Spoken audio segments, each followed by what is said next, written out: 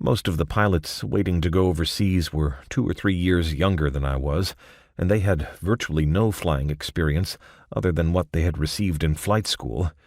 Some I recognized as recent graduates from Pensacola. There was only one thing to believe, naturally. All of the vast experience was already in China. Another thing, these pilots were taking their golf sticks, tennis rackets, and dress clothes. I guessed they were proper in doing this because the captain had said, "You will be gentlemen in every sense of the word. Wherever you are stationed, you will have an interpreter who will act as a valet." Of course, I didn't know anything about the Orient, other than what little I had learned in school, and I didn't believe that the United States would ever be at war. But I did stop to realize that anyone with 20 years of combat experience, which means something in most businesses, would have been buried for almost 18 years. Come to think about it, the underwriters were making book on 7 years for military pilots at this time. In addition, their actuarial figures didn't have a damn thing to do with getting shot at in the bargain.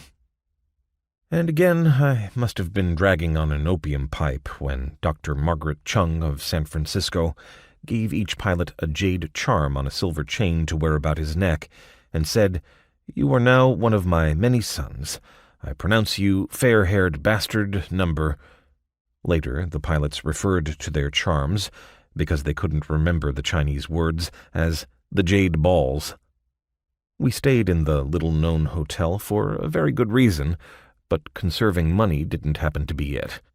How in hell the press never got the early scoop is beyond me.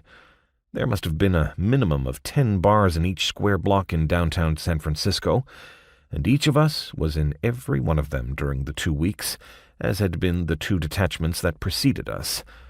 There was the captain, too, in uniform, with his prized Lafayette escadrille, extra pair of wings, adorning the lower part of his blouse, which was the proper place to wear such an honor.